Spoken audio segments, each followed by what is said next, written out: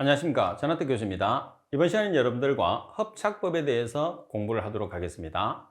자, 우리가 hợp착법이라고 하면 hợp착제를 이용해서 수처리를 하는 과정인데, 수처리에 사용되는 hợp착제는 여러 가지가 있어요. 활성탄도 있고 실리카게도 있고 활성 백토도 있고 여러 가지가 있는데, 그 중에서도 가장 대표적으로 사용되는 hợp착제가 활성탄이 되는 거죠. 그래서 여러분들 주변에서 정수기라든지 여러 가지 장치에 들어가는 hợp착제들은 전부 다 활성탄이 들어간다고 보시면 됩니다. 자, 먼저 hợp착제에서 우리가 메커니즘을 보시면 네 가지 단계로 우리가 나눌 수가 있거든요. 첫 번째 보시게 되면 1단계에서는 경막으로 이동하는 단계, 그리고 경막 내에 확산되는 단계, 공극 내로 확산되는 단계, 그리고 hợp착이 되는 단계로 우리가 나누게 돼요. 그러면 여러분들이 한 번 정도는 기억을 해 주셔야 되는 게 뭐냐면, hợp착의 종류가 두 가지가 있어요. 그러면 물리적인 hợp착이라는 게 있고 화학적인 hợp착이라는 게 있는데, 이 물리적인 hợp착과 화학적인 hợp착은 한 번씩 반드시 비교를 해 주셔야 돼요. 자, 먼저 hợp착률을 보면 물리적인 hợp착에 비해서 화학적인 hợp착이 hợp착률이 훨씬 커요. 따라서 물리적인 hợp착에는 hợp착률이 작고 화학적인 hợp착은 hợp착률이 큰 특징을 가지죠. 반면에 재생이 되려고 하면 가역적인 반응이 이루어져야지 재생이 돼요. 다시 말해서 hợp착과 탈착이 동시에 이루어져야 되거든요. 자, 그런데 그렇게 가역적 반응을 할 수 있는 게 뭐냐면 물리적인 hợp착이에요. 그래서 물리적인 hợp착은 재생이 가능합니다. 가역적인 반응이기 때문에. 반면에 화학적인 hợp착에서는 재생이 불가능해요. 그래서 비가역성을 나타내기 때문입니다. 자, 그리고 각각의 hợp착에 쓰는 작용하는 힘들이 있겠죠. 따라서 물리적인 hợp착에서는 반대로 발생 힘이 작용을 하고, 반면에 화학적인 hợp착에서는 hợp착제 용질의 화학 반응이 작용하게 되죠. 자, 그리고 가장 큰 특징은 뭐냐면, 물리적인 hợp착과 화학적인 hợp착을 했을 때 단분자를 제거하는 경우와 다분자를 제거하는 경우로 나눌 수가 있어요. 대부분이 보면 우리가 사용되는 용도로 봤을 때는 단분자로 제거되는 것보다는 다분자를 제거를 해야 되겠죠. 왜? 우리가 제거하고자 하는 물질이 한 개의 물질로 구성된 게 아니잖아요. 여러 개의 성분으로 구성되어 있거든요. 그래서 다분자를 hợp착하는 게 우리가 가장 많이 사용할 수 있는 방법이라고 생각하시면 돼요. 따라서 보시게 되면 물리적인 hợp착은 다분자 hợp착이 가능한 반면에 화학적인 hợp착은 단분자 hợp착이 가능하거든요. 그래서 화학적인 hợp착과 물리적인 hợp착 중에서 우리가 주로 많이 사용하는 것은 물리적인 hợp착이 주로 많이 이용된다, 이렇게 생각을 해주시고 문제를 풀어주시면 됩니다.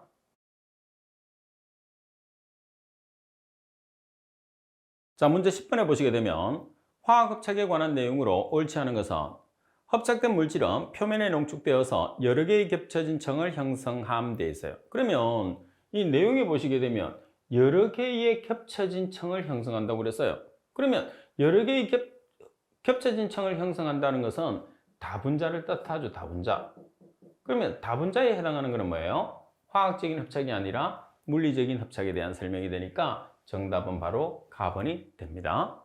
그리고 답은 hợp착 분자는 표면의 한 부위에서 다른 부위로 이동이 자유롭지 못하고, 답은 hợp착된 물질의 제거를 위해서 일반적으로 hợp착제를 높은 온도로 가열합니다. 반면에 물리적인 hợp착은 온도가 낮죠.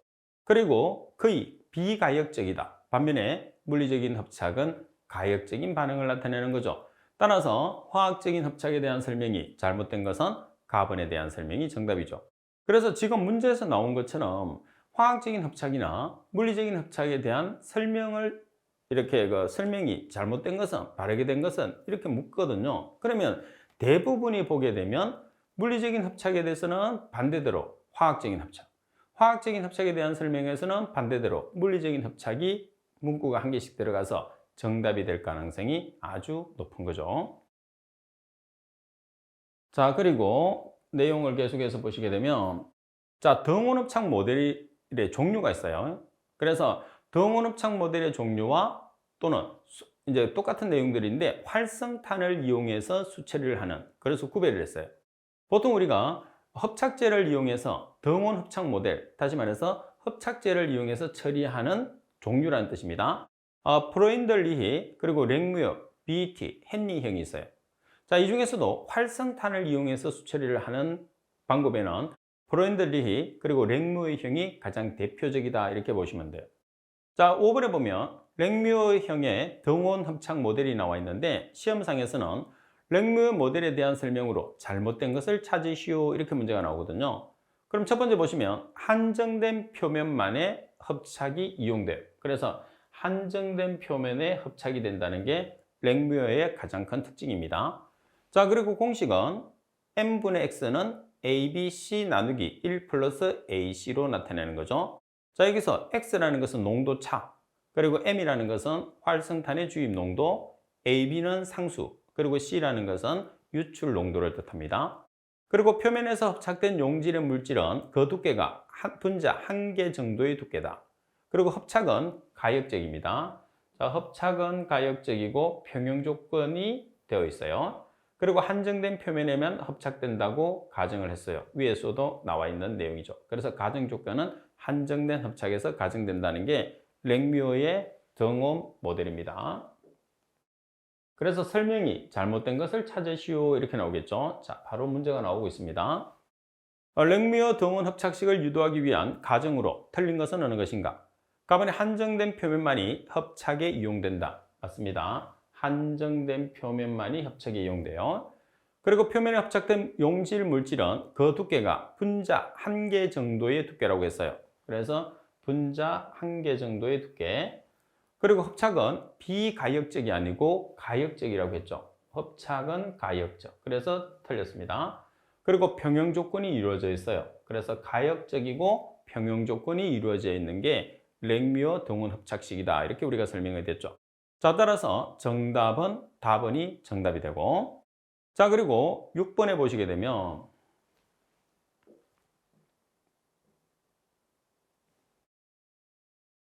프로인델리히의 등원 합착 모델입니다. 일반적으로 우리가 가장 많이 사용이 되고, 그리고 시험에서도 가장 많이 나오는 내용이죠. 수처리 중에서 활성탄 합착에서 가장 많이 사용되는 방법입니다. 활성탄을 이용하는 가장 많이 사용되는 방법. 그리고 직선의 기울기가 0.5 이내에서만 합착이 용이합니다. 그래서 기울기에 상당히 연관성을 가지는 합착 방법이라는 소리입니다. 자, 공식 꼭 기억을 해야 돼요. n분의 x는 kc n분의 1. 여기서 m이라는 것은 활성탄의 주입 농도, x라는 것은 농도차, 농도차라는 것은 유입구의 농도, 그 다음에 유출구의 농도가 되는 거죠. 그 차입니다. k라는 것은 상수, n도 상수, c라는 것은 유출수의 농도입니다. 자, 그러면 실제 이 식을 우리가 사용하는 식으로 고치게 되면 이렇게 고칠 수 있어요. 그래서 우리가 실제로 계산했을 때는 이 공식을 쓰는 거죠. 여기서 차이가 뭐냐면 x라는 농도차가 요거죠. 유입수의 농도에서 유출수의 농도를 뺀 값입니다. 그래서 식을 여기 있는 x 자체를 바꾸시면 돼요. 그 다음에 c라는 것은 유출수의 농도니까 C0다 이렇게 표현하는 거죠. 그래서 실제로 사용할 수 있는 식으로 바꾸면 활성탄의 주입 농도 n분의 농도차, 입구 농도에서 출구 농도는 K 곱하기 K 상수입니다. C0 유출수의 농도의 n분의 1성, 여기서 n도 상수를 의미를 하는 거죠. 자, 이 식을 통해서 여러분들이 계산을 하는데 지금 여러분들 계산 내용에 보면 상당히 복잡하게 나올 수도 있어요. 그렇지만은 계산 문제가 실제로 이렇게 복잡하게 나옵니다. 자, 계산을 했을 때 예제 12번처럼 왜 복잡하게 나오느냐 이제 설명을 들으면 아실 텐데 단순해요. 뭐냐 하면 우리가 지금 이 조건 자체 내에서 K와 N이라는 경험적인 상수가 주어지지 않으면 K와 N을 계산을 해야 돼요. 그리고 주로 우리가 이 공식 자체에서 활성탄의 주입 농도가 얼마인지가 궁금하잖아요. 우리가 처리를 하기 위해서. 그러면 실제로 활성탄의 주입 농도를 계산을 해야 되는데 K와 N을 몰라요. 그러면 합이 몇 개를 계산해야 되죠? 3개를 계산을 해야 돼요. 그래서 3개를 계산을 하려고 하면 1차 반응식이 3개가 있어야 돼요. 그래서 1차 반응식을 세워서 2개를 이용을 해서 K와 N을 계산을 한 다음에 마지막 식에 K와 N 계산된 값을 대입을 해서 최종적으로 우리가 활성탄의 주입 농도를 계산하는 거예요. 그러면 K와 N이 만약에 경험적인 상수가 주어졌다고 가정을 하게 되면 1차 반응식 1개를 이용을 해서 활성탄의 주입 농도를 계산하는 거죠. 그래서 K와 N이 주어지느냐 주어지지 않느냐에 따라서 지금 우리가 계산하는 식이 복잡해지느냐, 간단해지느냐를 여러분들이 판단을 해주시면 됩니다. 아시겠죠? 자, 문제 12번을 보시면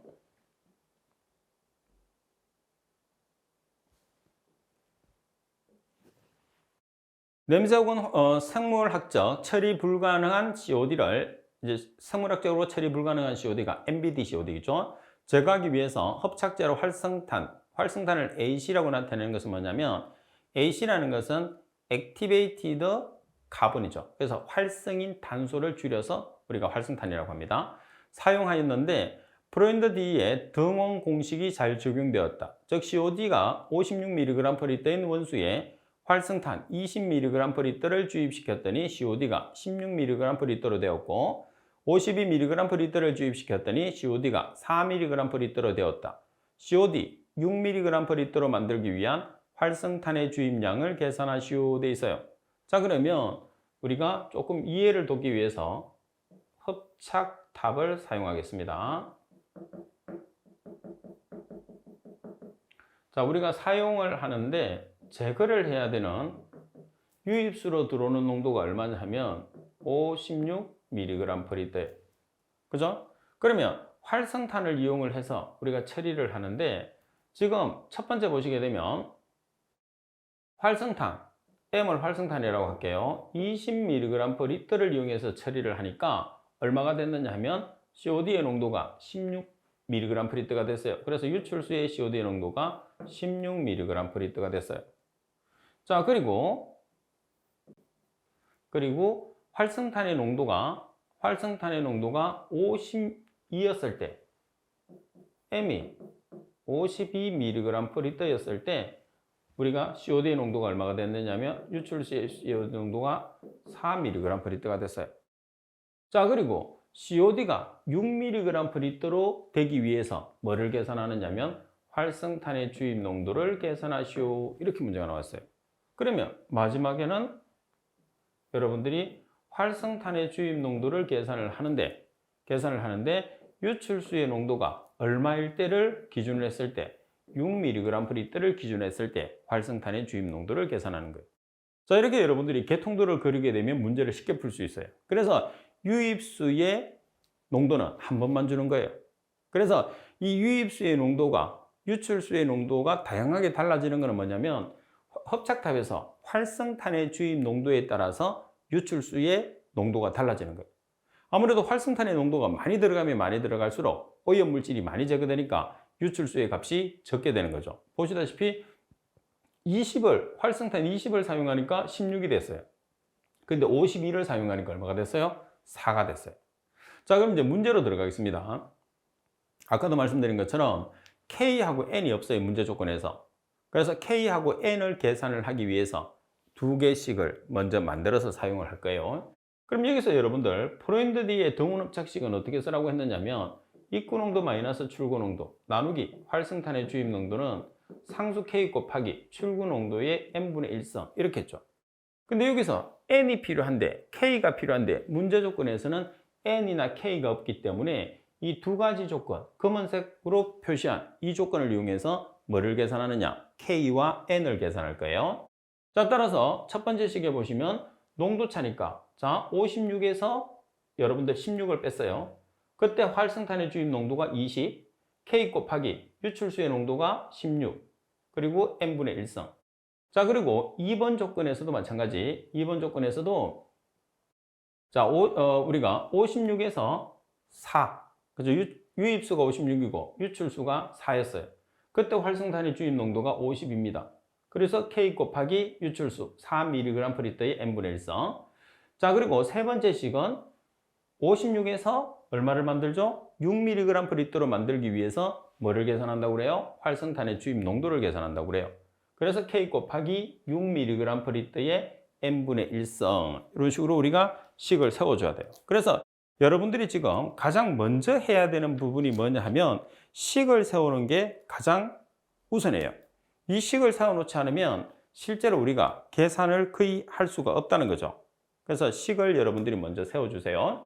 자, 그런 다음에 우리가 간단하게 이제 식을 정리하기 위해서 요 값을 정리를 하세요. 56에서 16을 빼면 40이 되죠. 나누기 20을 하면 얼마가 돼요? 2가 되는 거죠. 그래서 요 식을 이 값을 정리하면 2 그대로 내려옵니다. 자, 그 다음에 얘를 정리를 해요. 56에서 4를 빼면 52, 나누기 52를 하면 1입니다. 그죠? 그래서 두 개의 값을 이렇게 나눠줘요. 나눠주면 자, 여기서 얼마가 나오죠? 2가 나오고 k가 없어집니다. 그리고 이 값이 4가 되고 n은 안 없어져요. n은 그대로 내려옵니다. 따라서 n을 계산을 하기 위해서 양변에 뭐를 취해주느냐 하면 ln을 취해줘요. 그래서 이 앞에 ln을 취하면 n분의 1이 앞으로 내려옵니다. 그래서 ln4. 따라서 n의 값을 계산을 해서 2가 나왔어요. 그러면 여기 나와 있는 1번과 2번식 중에서 아무 식에나 대입을 해요. n을 대입을 해서 여러분들이 뭐를 계산하느냐 하면 k를 계산합니다. 따라서 여기다가 n을 여러분들이 대입을 했어요. 대입을 하니까 뭐가 나오죠? k라는 값이 0.5가 나왔어요. 그러면 이제 여기서 n과 k가 나왔잖아요. 그러면 n과 k를 여기다 대입을 하세요. 대입을 하면 마지막으로 뭐가 산출이 되죠? m이라는 활성탄의 주입 농도가 계산이 되는 거죠. 자, 이렇게 해서 마지막으로 k와 n을 대입을 했어요. 그러면 활성탄의 주입 농도 m이라는 값을 계산하면 40.82mg/L라는 값이 나오게 되죠. 자, 이 식은 복잡하겠지만은 정리를 하게 되면 브랜드 D의 등원 흡착식을 이용을 하는데 K와 N이 없기 때문에 K와 N을 계산하기 위해서 식을 두 개를 만들어요. 그 다음에 활성탄의 주입 농도를 계산하기 위해서 식이 한 개. 그래서 최종 식이 세 개가 있으니까 복잡하게 보이겠지만은 1번과 2번 식은 K와 N을 계산하기 위한 식이죠. 그래서 K와 N을 계산을 한 다음에 3번 식에 대입을 해서 최종적으로 활성탄의 주입 농도를 계산해 주시면 됩니다.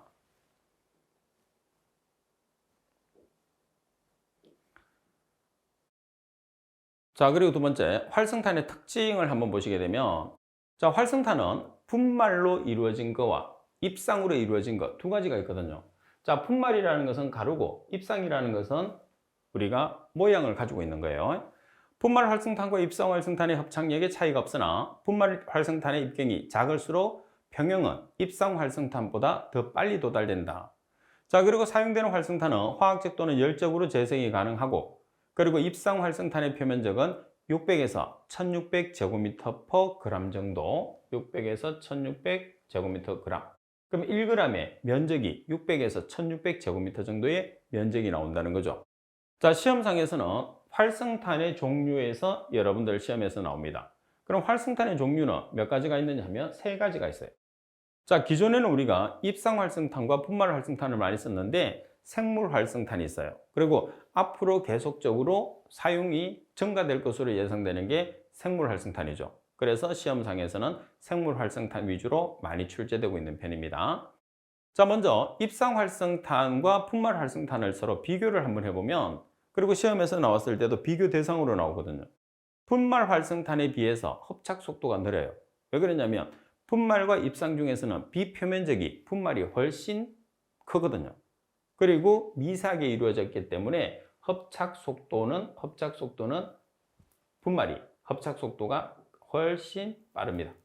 자, 그 다음에 취급은 여러분들 만지기에는, 옮기기에는 모양을 가지고 있는 게 분말이라는 가루보다는 쉽겠죠. 그래서 취급하기에는 분말이 어때요? 어려워요. 반면에 입상이 쉬워요. 왜 그러냐면 분말이라는 것은 날아다니기가 상당히 쉬워요. 그죠? 자, 그 다음에 입상 같은 경우에서는 재생이 용이하고, 그리고 물과 분리가 용이하다는 게 입상의 특징이죠. 그렇지만 사용 용도에 따라서 입상을 사용할 수도 있고 분말을 사용할 수도 있는 거죠. 그리고 말씀드린 것처럼 주로 지금 시험에서는 생물 활성탄 위주로 시험에서 출제하기 때문에 우리가 생물 활성탄 위주로 공부를 해서 대비를 해 두는 것이 중요합니다. 자, 먼저 생물 활성탄이라는 것은 뭐냐면 활성탄의 기능과 생물, 미생물의 기능을 조합을 해 놓은 거예요. 자, 그러면 hợp 착의 기능도 하고 미생물이 유기물을 섭취하는 기능을 하고, 그래서 두 가지를 병용을 해 놨기 때문에 아무래도 hợp 착의 기능만 있고 미생물의 기능만 있는 것보다는 훨씬 사용하기가 용이하고, 그리고 특히 활성탄의 우리가 사용 기간이 수명이 늘어난다는 게 가장 큰 장점입니다. 자, 그럼 먼저 일반 활성탄에 비해서 수명을 4배 이상 연장할 수 있어요.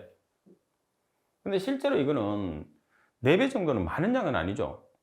활성탄에 미생물을 주입을 시켜서 처리하기 때문에 외국 같은 사례에서는 수명이 상당히 길어요. 근데 이제 외국에서 사용되는 원수와 우리나라에서 우리가 사용하는 원수가 서로 다르기 때문에 그걸 우리가 뭐 절대적으로 비교할 수 있는 수치는 아니겠지만은 생물 활성탄을 우리가 이제 좀 연구를 많이 해야 되겠죠. 함으로써 활성탄의 수명을 아주 많이 늘릴 수 있는 장점을 가지게 됩니다.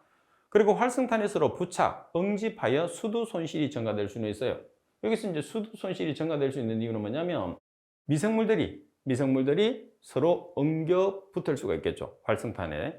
자, 그리고 정상 상태까지의 기간이 길고 활성탄에 병원균이 자랄 때 문제가 될 수 있어요. 아무래도 이렇게 미생물이라는 게 식물성이기 때문에 미생물이 성장을 하면서 병원균이 자랄 수가 있겠죠. 자, 그리고 오염 물질에 따라서 생물 분해와 hợp착 작용이 상호 보완을 해줘요. 그러면 여기서 생물 분해라는 것은 미생물에 의해서, 그리고 hợp착 작용이라는 것은 hợp착제에 의해서, 그래서 서로 상호 보완을 해주기 때문에 우리가 처리 효율을 증가시킬 수 있다, 이렇게 볼 수 있는 거죠. 그리고 미생물 성장에 좋지 않은 조건이라도 hợp착 기능에 의해서 오염 물질의 제거가 가능하다. 이거는 하나의 예인데, 뭐냐면 미생물이 성장을 더 이상 안 해요. 근데 우리가 hợp착제를 가지고 있기 때문에 hợp착 기능에 의해서 수처리가 되는 거죠. 그러니까, 그리고 hợp착 기능이 좀 떨어졌어요. 그럼 미생물이 또 정상적인 활동을 하게 되면 서로 보완적으로 처리가 잘 된다, 그런 뜻이겠죠.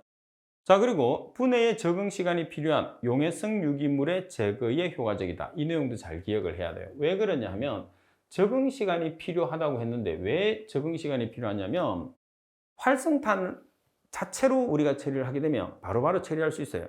근데 활성탄에 생물막을 형성해야 돼요. 그 생물막이라는 게 미생물이 성장할 수 있는 집입니다. 집. 우리가 집이 없이 떠들 수는 없잖아요. 그래서 활성탄이 있으면 이 활성탄에 미생물들이 집을 지어요. 그걸 생물막이라고 하는데, 이 미생물들이 집을 지었을 때 집이 좀 단단하게 지어져야 되거든요. 그러면은 활성탄에 미생물들이 집을 지을 수 있는 시간이 필요하다는 뜻입니다. 그래서 분해가 조금 늦게 분해가 이루어지는 것들에게 적합하다, 그런 뜻입니다. 그리고 활성탄의 사용 시간 연장 및 재생이 가능하죠. 그래서 활성탄의 사용 수명이 늘어나게 하기 위해서 우리가 미생물을 부착을 해서 같이 이용을 하는 거예요.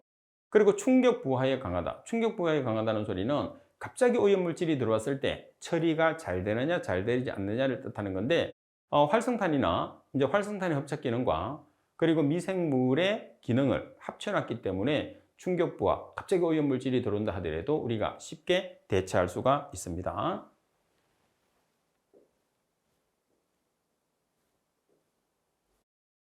자, 문제를 보시게 되면 예제 13번. 다음은 생물 활성탄에 대한 설명이다. 틀린 것은 갑은 일반 활성탄에 비해서 수명을 몇 배로 연장한다고 그랬죠? 수명을 4배 이상 연장할 수 있습니다. 맞죠? 그리고 오염 물질에 따라서 생물 분해와 hợp착 작용이 상호 보완을 한다고 그랬어요. 그래서 생물 분해, hợp착 작용. 여기서 생물 분해라는 것은 미생물, hợp착 작용이라는 것은 활성탄에 의해서 이루어지는 거죠. 그리고 분해에 적응이 필요한 용해성 유기 물질의 제거에 효과적이라고 그랬어요. 그래서 분해에 적응이 필요합니다. 그 이유는 활성탄에 미생물이 집을 짓는, 다시 말해서 생물막을 형성할 수 있는 시간이 필요합니다.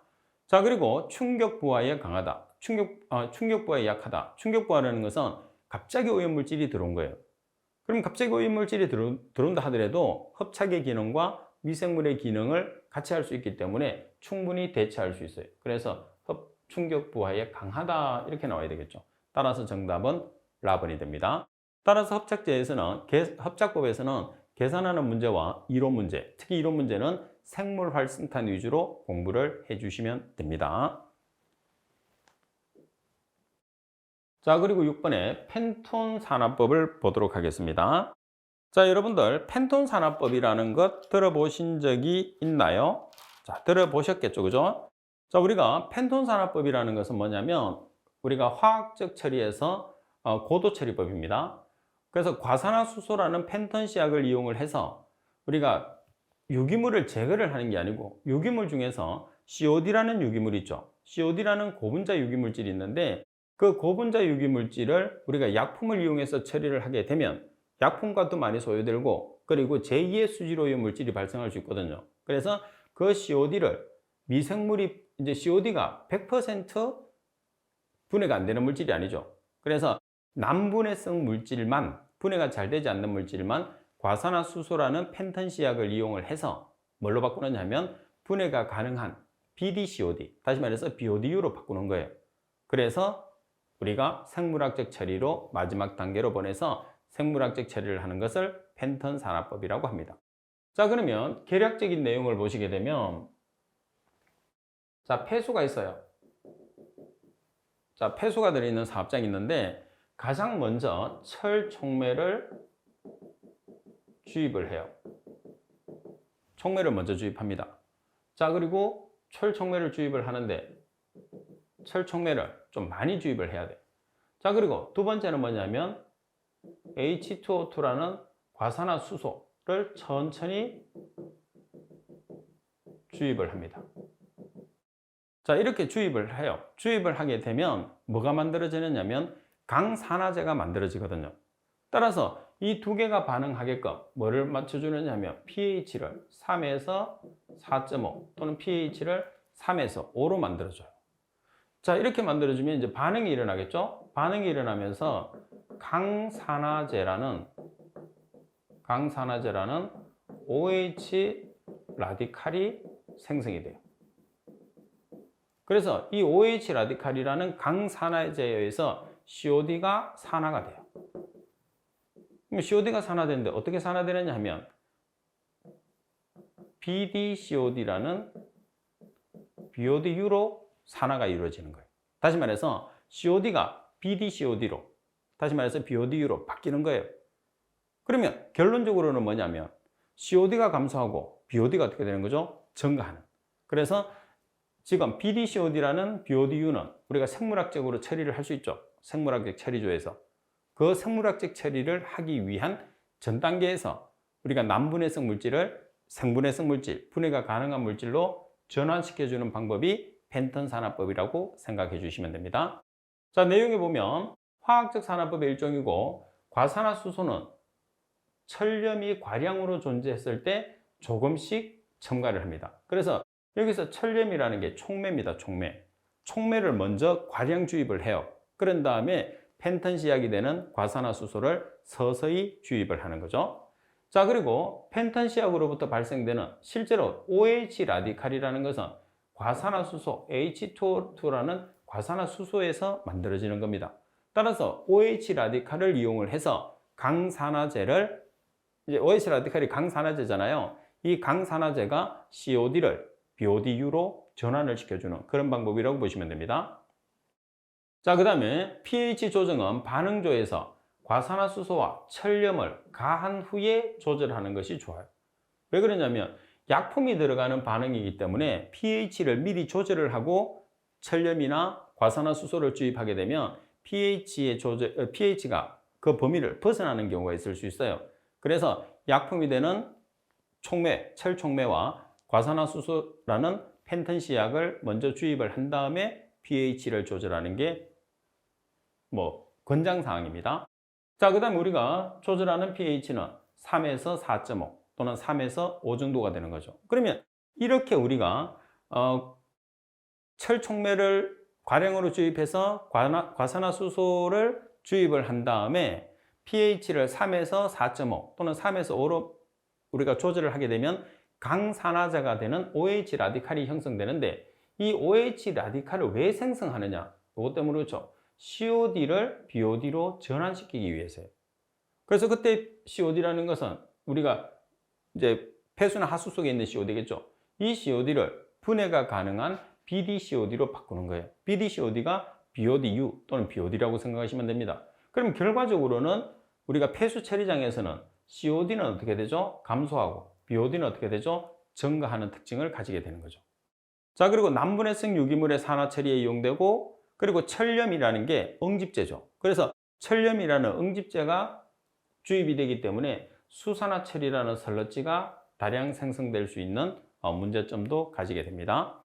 그리고 펜턴시약을 이용해서 남분해성 유기물을 처리하는 과정은 대체로 산화 반응과 함께 pH 조절, 중화, 응집, 침전 이렇게 우리가 세 단계로 나눌 수가 있죠. 자, 세 단계라는 것은 여기서 산화 반응 단계, 그리고 pH 조절이나 중화, 응집, 중화 단계, 그리고 응집이나 침전 단계 이런 식으로 우리가 조절을 할 수가 있습니다. 자, 문제 14번을 한번 보도록 하겠습니다. 펜톤 산화 처리 방법에 대한 내용으로서 잘못된 것은 가번의 일반적인 적정 반응은 pH가 3에서 4.5, 가번의 펜톤 시약은 천연과 과산화수소를 말한다. 가번의 과산화수소를 과량으로 첨가하며 수산화철의 침전율을 향상시킬 수 있다. 라번의 폐수의 COD는 감소하지만 BOD는 증가할 수 있다. 자, 여기서 틀린 거는 몇 번이죠? 틀린 것은 답번이죠. 여기서 수산화철의 침전율을 향상시킬 수 있다는 것은 뭐예요? 철염을 응집제로 사용하기 때문이죠. 그래서 철염을 많이 사용하는 거지 우리가 과산화수소라는 펜턴시약을 사용하기 때문에 설러지가 다량 발생하는 건 아니에요. 우리가 촉매로 철을 사용하는데 그 철이라는 게 응집제가 되는 거죠. 응집제. 그래서 정답은 답번입니다.